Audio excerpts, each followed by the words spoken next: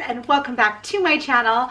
In today's video, I'm going to be going over the top 5 books that I read this year. So this year, I actually finally started getting back into reading. I had a baby last November, so my baby just turned 1 last month, and after having him, of course, I got super busy. I have a toddler, I have a newborn, so my reading kind of fell off. But recently I started picking it back up again, thanks in part to this channel. So I've started reading quite a bit more, but I definitely did not hit my goal for the year. I wanted to read 50 books. As of right now, I'm filming this at the end of December, and I think I'm at 36, I want to say-ish. I can't remember exactly off the top of my head. But yeah, so I'm going to talk about the top 5 books that I read. And typically I read thriller or horror, but sometimes I'll sprinkle in some other things. And I was actually pretty surprised this year that my top 5 has a couple of books that were not in the thriller or horror genre. So that's pretty impressive for me. I might be expanding my horizons a little bit, I guess.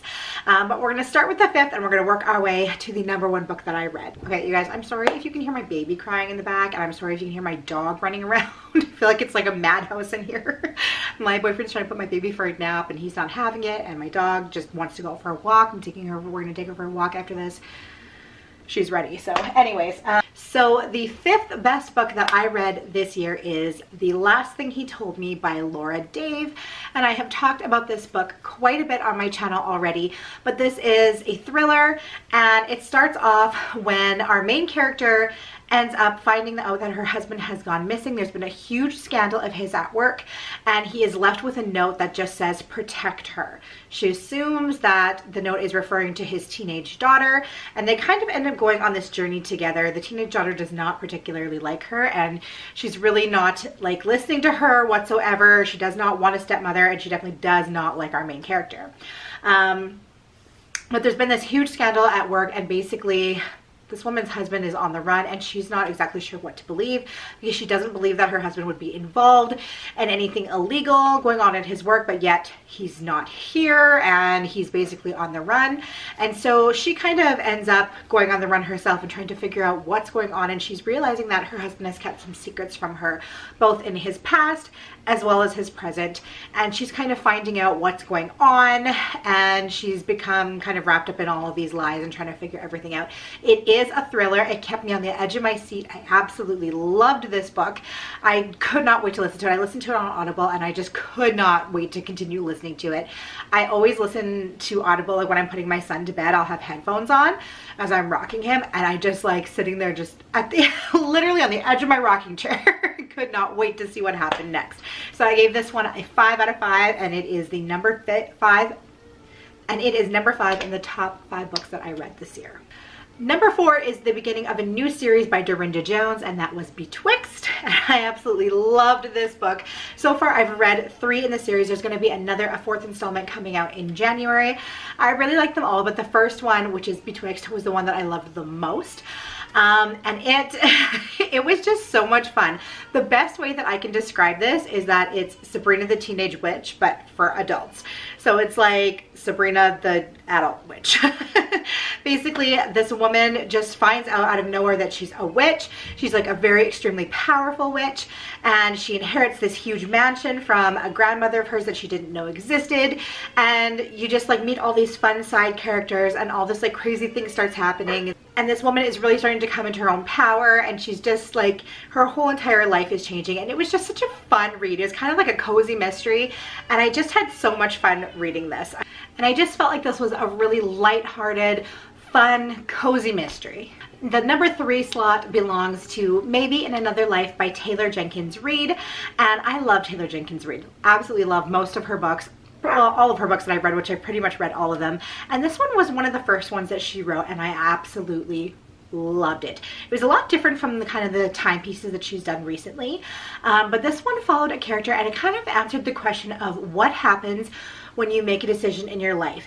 And it kind of went off into 2 different parallel universes. So it followed our main character as she made a distinct decision in her life. basically whether or not to kind of go and hook up with an old boyfriend from high school or whether to carry on in the night and go home with her friends.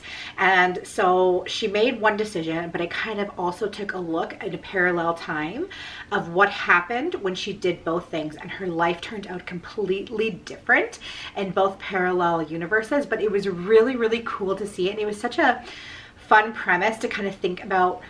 Each decision in your life does change things, right? Like if you made a different decision, your life would end up different. And I know I for one, always kind of have fun like thinking about what if I would have done this differently, or what if I would have done this differently?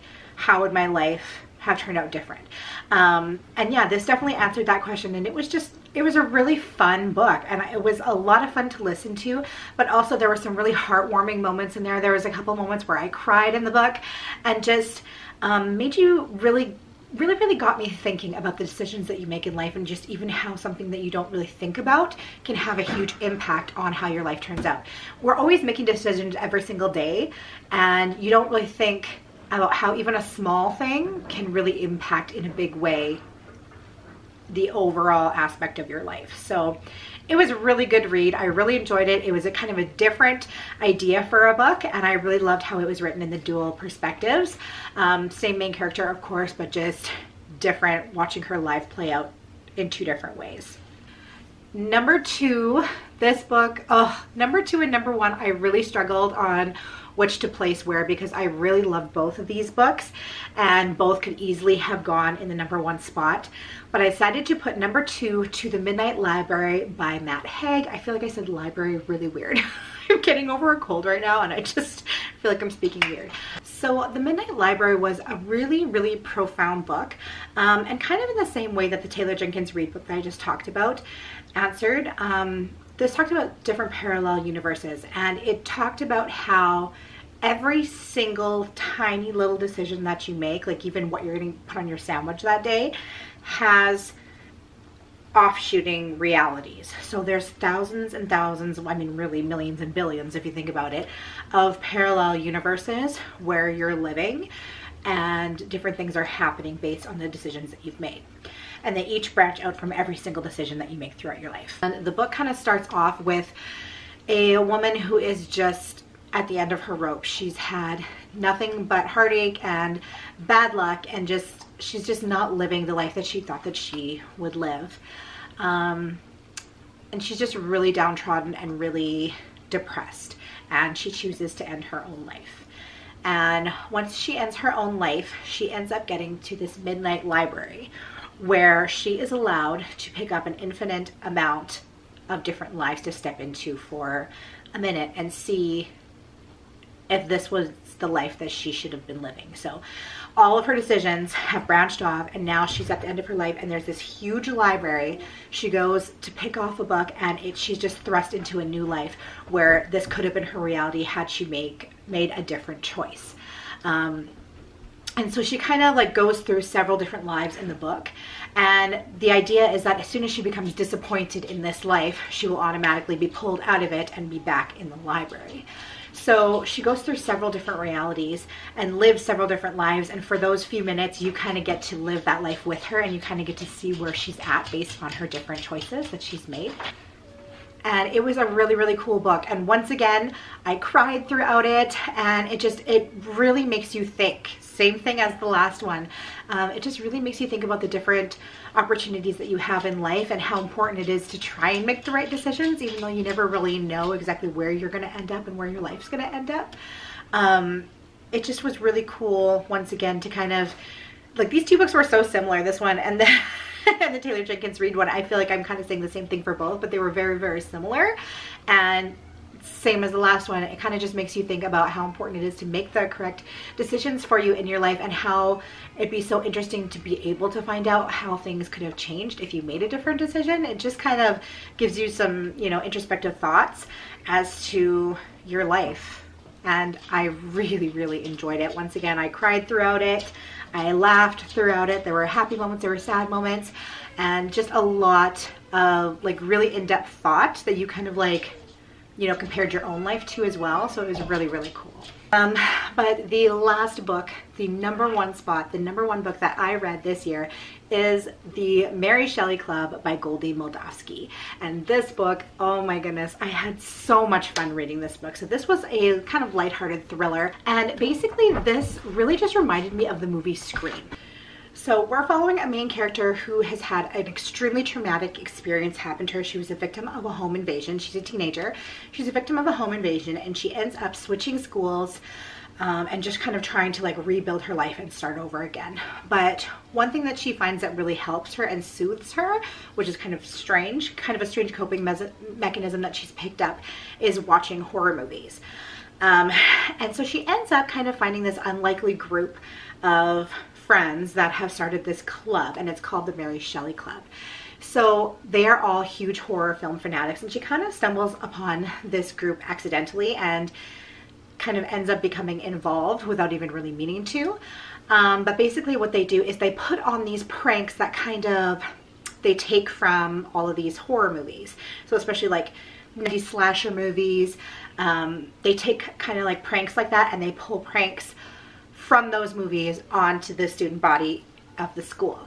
And she becomes involved in this, and throughout this they're also finding that there actually is murders that are starting to happen, and whoever is doing the murdering is kind of using this club as a front.